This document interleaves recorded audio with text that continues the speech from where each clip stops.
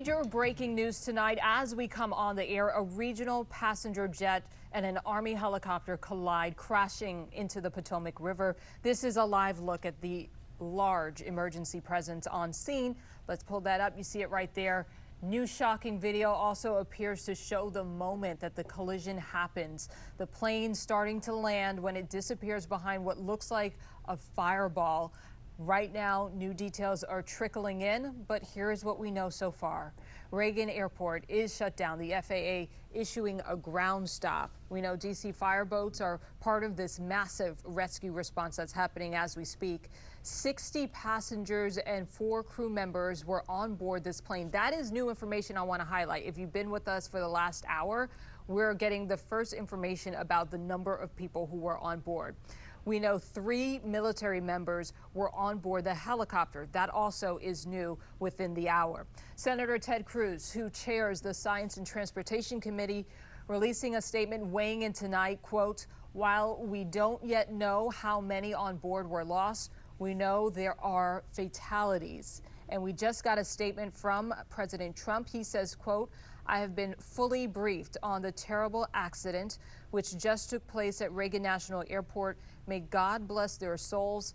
Thank you for the incredible work being done by our first responders. I am monitoring the situation and will provide more details as they arise." I'm also hearing from my source from the FAA that the new transportation secretary is also reporting to the FAA headquarters to be a part of this investigation. What a way to step into a new role with a big plane crash just like this one.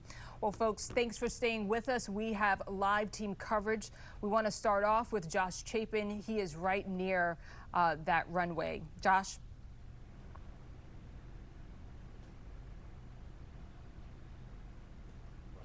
All right, we want to move on. We have an issue with Josh's mic. Let's go to our Carl Willis. Yes, Michelle, we are in Terminal 1 here at Reagan National Airport, a quiet corner of the terminal. That is likely by design because this is where we are hoping to get updates throughout the night. The Mayor, Muriel Browser, just tweeting that she has been briefed on all of this. Her prayers go out and hopes to update us pretty soon here. Now, Reagan National Airport, this is where all landings and takeoffs have been halted for the night as this investigation happens. Reagan National asking media to come here for these briefings. But again, the big issue that's going on tonight, the big story, is what's happening right across the way here. You can see the fire vehicles in the distance. We're going to continue to update you throughout the night. Michelle. I'm going to jump in here. Sorry to cut you short, but we do have a news conference that's happening in Wichita, Kansas. Now, remember, that is where this flight departed from. Let's listen into what's being discussed there. It's Eisenhower National Airport, and it just breaks our heart to hear something like this occur. And so it's devastating for everyone. This route is a fairly new route, the direct flights to D.C., correct? That's correct. The direct flights to DCA started a year ago, so January 8th of last year. And I wish I had more information, but if we have additional, we will be reaching out to everyone. So. Will that be communicated via email or here, or what's the plan? We'll do our best to get you the information as soon as we can. So whatever is appropriate for us, whichever medium. I wish I could tell you exactly or schedule time to come in, but that information is going to trickle to us. So I don't know yet, but we will share as much and as soon as possible. Thank you very much. Thank you. Appreciate it. Thank you. So right there, you're hearing the tail end of what was a quick update, it seems, from the airport official spokesperson there in Wichita, Kansas. What I heard in the back end of that as they were wrapping was that this was a new route that they started as of January of last year. So they'd been doing it roughly a year, Wichita to DCA. Not sure that is a significant factor in what happened here, but that is some new information that we're just getting.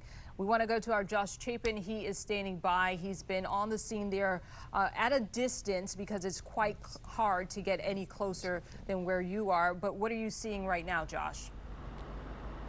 Well, Michelle, it is just quite a night. I've been getting text messages from just about everyone around the country asking what was going on, what's happening, trying to answer them as best I could and help you guys sort of digest this. Yeah, this is about as close as we could get. Gravelly Point, this is a spot where we know so many of you come to watch the airplanes come in and land, a beautiful spot to do that here, to watch the planes land at Reagan National Airport. This is now a spot initially about an hour ago is where a number, like dozens of emergency crews and fire trucks were staging. We saw boats here, but now if my photographer Isa can go in and show you what's going on over there. It is a staging area, and we don't exactly know why, Michelle. We're trying to figure this out, but there are 3-4 Metro buses that have been parked here. We don't know if these are potentially warming buses for the folks who have gone, the divers maybe, who have gone into the water and need a spot to get warm. We don't know if this is a spot where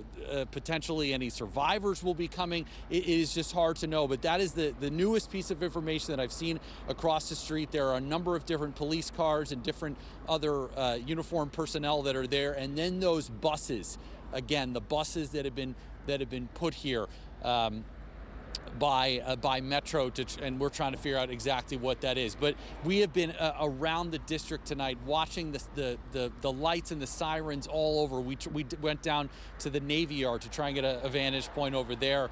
But again, we're trying to figure out exactly what is going on over here. Gravelly Point, one of the staging areas for the DC Fire, EMS, Metro Police, and now these Metro buses. We'll keep you posted throughout the night. Michelle? All right, good stuff there, Josh. Thank you. We do know that those buses that you mentioned, they are there as a warming station. So if people are pulled from the water, they can go inside those buses. WMATA putting out a statement earlier today saying they were sending those buses to support this rescue mission that is happening. They're also letting us know that they're working to assist Dulles Airport with diverted flights, some flights possibly landing there instead of DCA because of the ground stop. And they're also running extra Silver Line trains to keep also the Silver Line open later for folks who perhaps are using Metro to get home. We also have some new information. This is just coming in. That ground stop is going to extend until 5 in the morning. That is the latest word that we are getting on that ground stop. So if perhaps you had a flight for tomorrow, know that if it was an early morning flight, you'll want to check the status of it. And this just into our newsroom, we have the dispatch calls made moments after this crash. Let's take a listen. I was reporting a CRJ and a helicopter crash into the Potomac River. Officer advised there's a helicopter in the water. Been found by boats retrieving injured. They're looking for the aircraft at this moment. So those are the first audio sounds that we are hearing in response to this tragedy that has unfolded in the Potomac River. We know the black box will be critical. It's often called the black box, but it's actually a bright orange color. But a flight data recorder is going to be key because that is what holds a lot of the electronic data that can reveal to investigators after the fact what was happening, what the measurements of certain tools were showing moments before this impact happened. We want to check in again with our Natalie Spalla. She is live for us, along with Steve Rudin. They are both at Dangerfield Park. What are you guys seeing from where you are? Yeah, Michelle, well, we can truly just offer perspective at this point, what the scene looks like here at Dangerfield. And I can say it is pretty packed in terms of a lot of the people who have been parking, kind of rotating the parking lot, trying to find parking spots and just trying to get a sense of what this scene is right now. And I can say it's a little eerie. I used that word earlier, and that's because there's no emergency vehicles, no sirens, no lights over here. It's just people wanting to get a sense of what's going on right now. So a lot of people with their phones, with their cameras, a lot of camera crews like ours here tonight, again, looking out across the Potomac to see the sirens on the other side. But yes, very quiet. Steve, you were one of the first people here, actually. You live close by. I live in Old Town, and it was regular evening. Yep. And then all of a sudden I heard a lot of choppers, and then at that point a lot of fire trucks. So the search and rescue effort is expansive. Old Town, Alexandria, Arlington, across the river in the district, Prince George's County. What's interesting is that we hear the helicopters that are behind us. There are 3 that are circling. And to show you just how big this search and rescue effort is, this chopper, one of them that I'm looking at right right now is from the Maryland Natural Resources Police, and they're based out of the Eastern Shore in Eastern Virginia, Maryland. So they've traveled all the way across the bay to get over here, along with Park Police. They have a chopper up, also a chopper from Prince George's County. All this information from Flight Radar 24, a fantastic tool to show you just how they've been circling around dozens and dozens of times as you look. And I don't know if we can get this here. I'm going to try to pull up one of these planes here just to show you just how much they've been circling, how many times.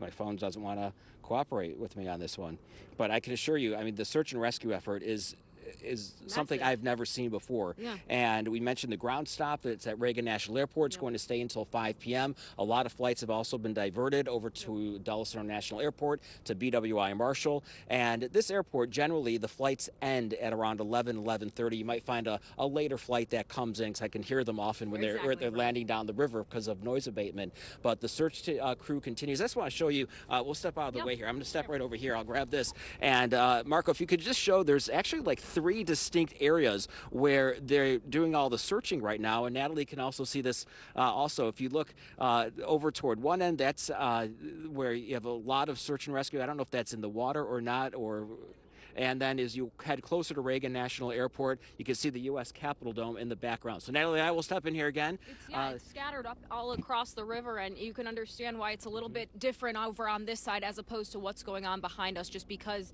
the lights, none of that is here, none of the noise is here, just that buzzing that is truly what we're hearing. One other note that, earlier today we had wind advisories for the area with wind gusts upwards of 30-40 miles per hour. That advisory is down, and there's a little bit of a breeze here right now, so that's definitely going to help aid with the search and rescue. However, the water temperatures, as Veronica's been saying, they're only in the 30s. I mean, not freezing. Part of the river had a layer of ice on it up until a couple of days ago. Today, we had a high temperature that was well above 60 degrees, but that doesn't really help with the water temperature. Just an awful way to end a day where a lot of us were happy about the warmer temperatures that we haven't seen here in quite some time. Michelle, we'll send it back to you in the studio. You guys point out something that is so key to all of this, the water temperatures, and VJ has been looking at this. VJ, you have some new perspective on how that water temperature really affects the body in just a quick amount of time. That's right, yeah. So I was just looking, just the science here. Water transfers heat away from your body 25 times faster than air. That's 25 times faster than air that water carries that heat away. I started out looking at 9 o'clock this evening, shortly thereafter when the incident happened. 35 degrees, the water temperature for the Potomac, 35 degrees and holding right now. So let's get some perspective. So right here, this little tip, that's Haynes Point, that's Reagan National. Here's the runway that we were talking about, potentially where that craft was about ready to land. But right there, the blue spot, that's the water. This is the whole area just around Haynes Point where the rescue effort is taking place. Again, 35 degrees, that water temperature. So these are just the facts in terms of hypothermia, what happens to the human body. It takes less than 3 minutes to start losing dexterity, where your limbs start to slow down and its movement, and that is with no protective clothing, which is likely what the folks on the plane, you doubt that anyone really had any time to put on anything significant. Unconsciousness in 30 minutes, and unfortunately 90 minutes situation not looking good. All right, VJ, thank you. I'm just seeing some new reporting that we have not independently confirmed this just yet, but reporting that the military Black Hawk helicopter has been located upside down in the river. John Rogers is at the alert desk tracking a lot of reaction that is coming in. Governor Wes Moore weighing in. Who else are you seeing remarks from? Oh, a lot of remarks, Michelle. And also to point out, we also did learn that that chopper came from Fort Belvoir, was carrying 3 passengers. That's what the Army is reporting. We are seeing images, more images coming in of the collision. You can see that flash right there. This is what's being shared all throughout social media. This is one image from the Kennedy Center, where in just a moment you're going to see right there the glowing flash. Very frightening and terrifying to see these images. You'd mentioned that we're hearing from lawmakers I want to go to some of that reaction right now. Governor Westmore, as you had mentioned, said he's disheartened to hear about this. He's raised its emergency operations center to enhanced. They've deployed divers to the scene to assist. Maryland DNR police are also on scene. Mark Warner, I'm closely monitoring the situation. My thoughts are with all the victims and first responders as they address this concerning and tragic incident. And Tim Kaine also said, I'm praying for all involved. One thing to point out here, just last year, these two senators from Virginia were very concerned about air traffic at Reagan National because there were efforts to increase the number of flights there. They were worried about this being one of the busiest airports in the country, and sadly, they were concerned about situations like what we're seeing here tonight. Don Beyer, Congressman, he's saying that he's in touch with airport officials. This is obviously very worrying. I urge the community to please let first responders do their jobs and save lives. And then also Senator Jerry Moran from Kansas, learning about the plane inbound from Kansas involved here. Please join me in praying for all involved. And we're just seeing even more, we're seeing videos from people. This is something that's very chilling that people are sharing, where they're showing the flight path of the plane, and then as it goes over the Potomac, you just see the flight path simply stop. A very chilling scene there, Michelle, and we're still collecting a lot of reactions from people, even in the air, that were rerouted from this. I'm going to collect that, and I'll share that with you soon. Yeah, we can't forget the human element to all of this. You and I mean, everyone knows the feeling of waiting for a loved one, right, John? To land at the airport and to have news like this, you know, come up on your phone while you're waiting. I just can't imagine the anxiety that those folks are feeling. John Rogers for us, thank you. We don't want to get too ahead of ourselves, but we want to let folks know what to anticipate. John, thank you. We know that the FAA and the NTSB will be leading this investigation. And I just want to point out that there are two types of flight recording devices. Of course, you have the flight data recorder. That preserves the recent history of the flight through the recordings of several different, dozens in fact, of parameters that it tracks per second as that flight is in motion. And then you also have the cockpit voice recorder. Those two pieces of equipment, sometimes they're combined as one, but that device is going to be critical in figuring out what was happening on board that plane in the moments that led up to this point of impact, that crash.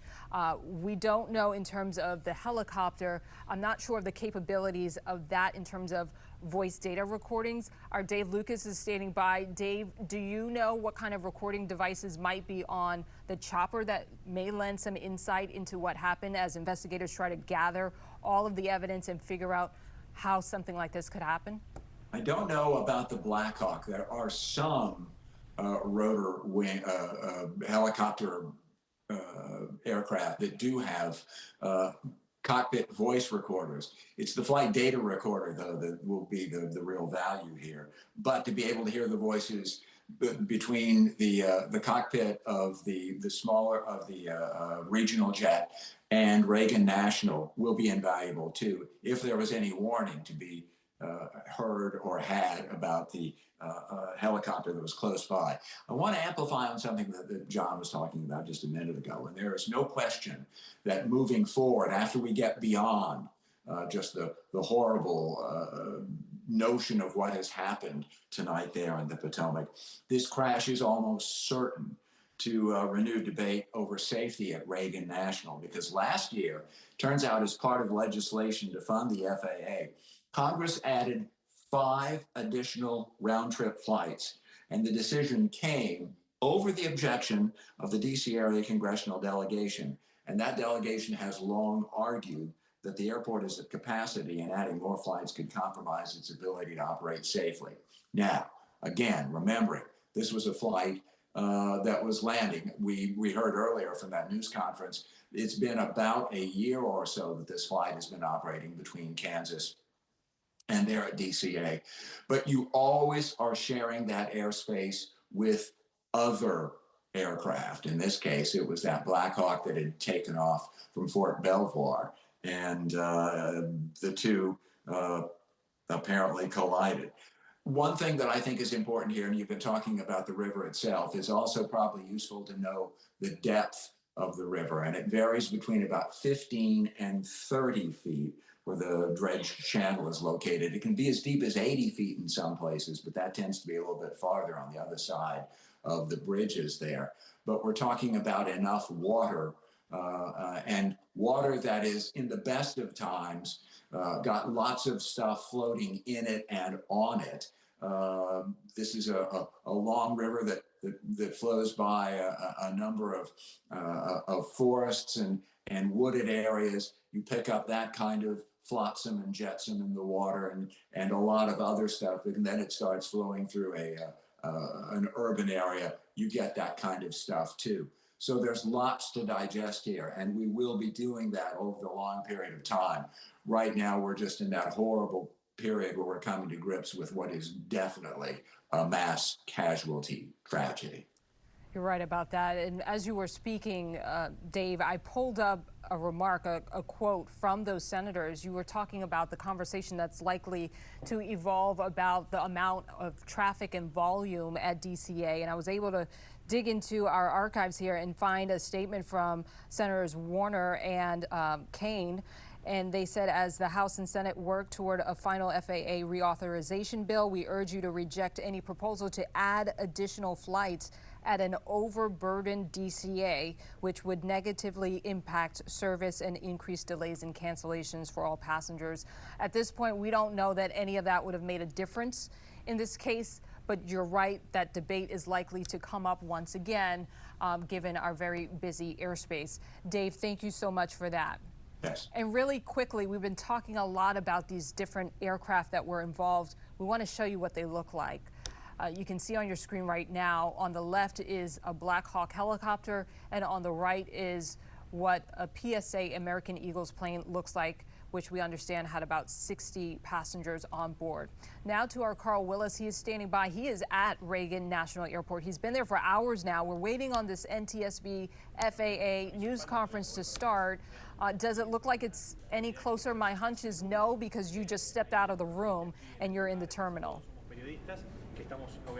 No, that press conference will happen in this terminal, hopefully right here behind me, and an update since the last time I spoke with you.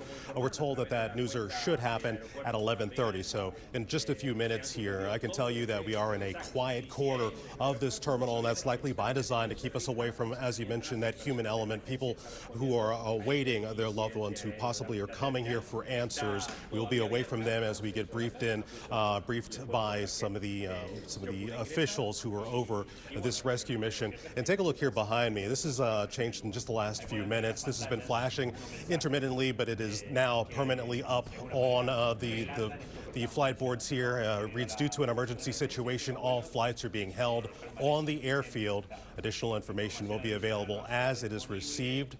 For customers on departing flights, please check with your airline representative, and that goes for if you have a flight in the morning. And since we talked to you last, we've also been told that ground stop here for landing and departing flights, that is going to be in place until 5 a.m. So something to keep in mind here. I've been looking on FlightAware throughout the night. So far, there are 7 cancellations and 19 delays. So again, that is likely going to continue on throughout the morning. But once again, we're expecting that update by 11:30 tonight. We'll be standing by and bring that live to you once that happens. Michelle. Carl, I know you mentioned that ground stop is until 5 a.m., but is there a possibility that that could be extended as well, because there's just so much to this investigation? That is highly likely, Michelle. Just the scope of this investigation, the fact that there are still fireboats and EMS and police standing by and being involved in that recovery mission and that rescue mission right now. So, you definitely want to call in ahead. And if you have loved ones who are coming into town, let them know as well that this ground stop is happening again until 5 a.m. at the very least, Michelle. And we're seeing some reporting that some of these flights that were supposed to land at DCA have been diverted to Dulles. What more can you tell us about that effort? Yeah, that is the good thing about having two other airports that can handle this kind of aircraft in the area, that they can be diverted, and that's nothing but a Uber ride or a little bit farther for your loved ones to go to pick you up. So that has been happening. I can also tell you, just, this is DC, of course, so you can imagine the people who were landing, who were supposed to land before and after. I saw a tweet earlier tonight, or a post on X rather, that Representative Eric Swalwell of California landed at 8:42, just minutes before this crash happened. So in the coming days, we'll learn more about just who witnessed and who was in the vicinity when this tragedy happened. Michelle. Okay, Carl, thank you so much. And as soon as that news conference starts, we will get back to you. Thank you. On the phone now is our Tom Rousey. Tom, thank you so much for joining us tonight. You cover transportation so well for us all the time. I would imagine something like this is causing tremendous backups for folks who are navigating in the Alexandria area. What are you seeing, and what kind of workarounds can you recommend? They said they wanted me to come on and talk a little bit about some of my coverage in the past for how busy DCA is, Michelle. Okay, we can start there as well, because that's something I was discussing with John Rogers, Dave Lucas, and the push to dial back some of the volume that we've seen at that airport. Both senators from Virginia were very outspoken last year about that issue when it came up. That's right. Last year, the Congress overall approved adding some long-distance flights to the airport, and there were some opponents, among them the airport's authority itself. And one of several arguments that they gave was that it's already so busy that to add more flights could potentially, create a safety risk. Now, that adding to the flights, as far as I know, had absolutely nothing to do with what happened tonight. However, one of the things they argued was that it's such a busy airport. And of course, Reagan National, it's unique because, unlike Dulles, which has 4 runways, Reagan technically has 3, but it really only has one main runway, and then it has 2 smaller ones that crisscross the main runway. So it does all this volume, but it can only use one runway at a time because they all cross each other. And in fact, the flight tonight was going to land on one of the smaller of the 2 runways. It's called Runway 33. So it was headed, instead of like a straight, almost north-south landing on the main runway, it was heading across the Potomac, I guess kind of almost northwest, to land on what's called Runway 33, which again is one of the 2 smaller ones there. Smaller planes land on that runway all the time, so there's nothing unusual about that. Obviously, there should not have been a helicopter in the way.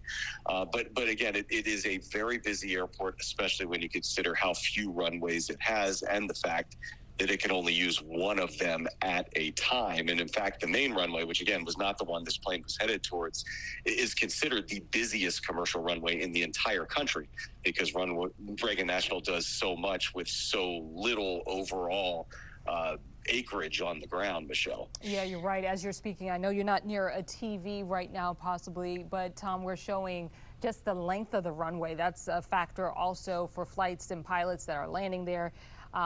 Again, we don't know what played a role in this particular crash, but we're just sharing with our viewers what we know about this airport, some of the challenges that it has a history of. And as you referenced, that runway really is one of the busiest runways in the country because, as you said, it really comes down to just one runway. Yeah, you can only use one at a time because they all crisscross each other. And I used to live within sight of Reagan National Airport and its runways. And if you've ever just, been able to watch it from kind of up high all day long, it is one plane after another, either taking off or landing, and there are very few breaks. It's so busy. And so again, when they, had this controversy over adding more flights last year, ultimately they approved adding 5 more round trip flights a day. So it's not a major change. But again, one of the things they said was this is already such a busy airport. And at the time, I think the big concern was that, air traffic control might clear 2 planes to be in the same spot at the same time. And there have been some near misses where, one plane on one runway that crisscrosses the main one and one on the main one have had incidents where they came, way too close to potentially having a collision. It hasn't happened, but that was the main concern, was the idea that two planes might be in the same place at the same time. On nobody's radar screen was the possibility of a plane hitting a military helicopter or anything like that at the time. But again, the argument was, this is so busy, it just creates potentially more opportunities for accidents. Yeah, and speaking of, we know that air traffic control nationwide are understaffed. And we don't know that that was a factor in this, but there are going to be questions that are likely to come up in this news conference that was supposed to start at 11:30, but it looks like it's going to be a little bit later than that. But there will likely be questions about how air traffic control was involved in this. Did they have time? Did they see these two objects on their radar? And what was the communication in real time like between the pilot of the regional jet and the helicopter? Now, while you were speaking, Tom, I know you mentioned that the discussion last year was about adding more long-distance routes. We did hear in a news conference just a short time ago over in Wichita, the airport spokesperson there, where this flight originated from, he did mention that this was a relatively new route. Do we know if this was a route that was perhaps added when that legislation was approved? This was not. They recently in October they announced which routes would begin service. I'm going to have to check, but I don't believe they've actually begun yet. But the Wichita route was not one of them. The Wichita route started separately from this whole long distance controversy. Okay, Tom Rousey on the phone for us. Thank you so much for hopping on this breaking news coverage. Our Natalie Spalla is standing by. She's at Dangerfield Park, and our Steve Rudin is joining us. You guys have been out there for quite some time. I know a lot of onlookers as well as additional news crews are out there. Can you tell us, has anything changed? We were showing a helicopter view of that water search. It looks pretty dark behind you, but not far away. That search is still in full swing. Yes, exactly. And you mentioned the onlookers. I mean, that has not exactly changed. We continue to see people walk in from the parking lot, kind of find their spot along the shoreline here and kind of just take a look at what's going on behind us here along the Potomac. And again, there's not much going on here in terms of no emergency vehicles, no lights, no sirens. That's all behind us on the other side of the Potomac. But Steve, and what's interesting here is that, on flight radar, I'm going to have Marco zoom in on this if he can. This is the U.S. Park Police, and you can see just how many times they've been circling around. And there are 3 choppers that are up there right now. We tracked one earlier that came all the way from Easton, Maryland, and that's on the eastern shore, so it went across the bay, all to show you just how big this search effort is across the area. The winds we've noticed starting to pick up just a little bit more, and it is a bit on the breezy side at this point, but it's nothing like we had earlier today. And as Tom Rousey was mentioning, we think of the airports and just how busy they've been. I live in Old Town Alexandria. I work in Roslyn. I travel the GW Parkway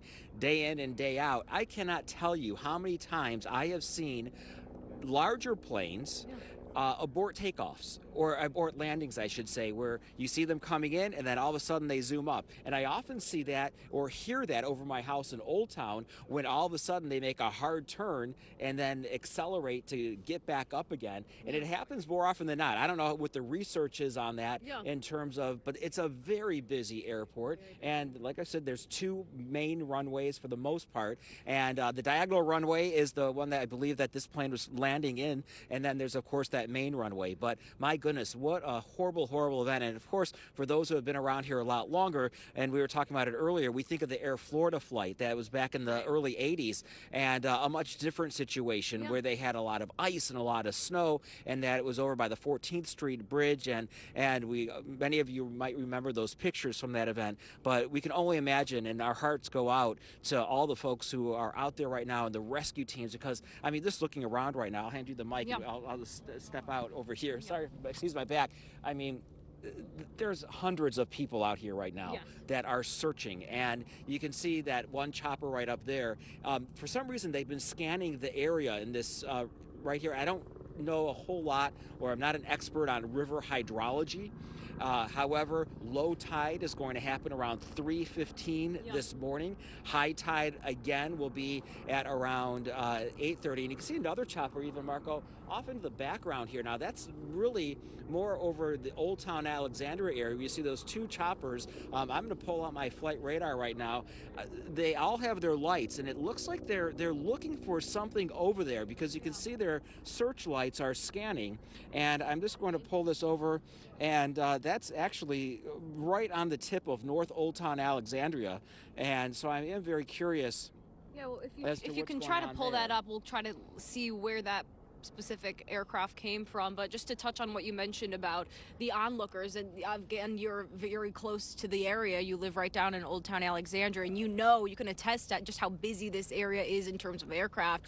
And we spent a few minutes speaking with people who had decided to come here and get a look for themselves, and a lot of them close to the area. They didn't see or hear anything, but they saw it spread like wildfire on social media or on the news, on 7 News, and they wanted to come out here and see what it was. But a lot of them did mention to us that it is so busy out here, and they know exactly what it's like. Yeah, and one thing that we should note also is that, this is a major news event here. And I was walking when I was waiting for you and Marco to come up here. We have news crews, international news crews here, and this is the story that we're going to hear a lot about. And of course, we're going to keep you updated on 7 News. We'll send Michelle? it back to you guys. All right, thank you both for your coverage. We do want to mention that CNN is reporting that the Black Hawk helicopter that was involved in this collision was on a training mission.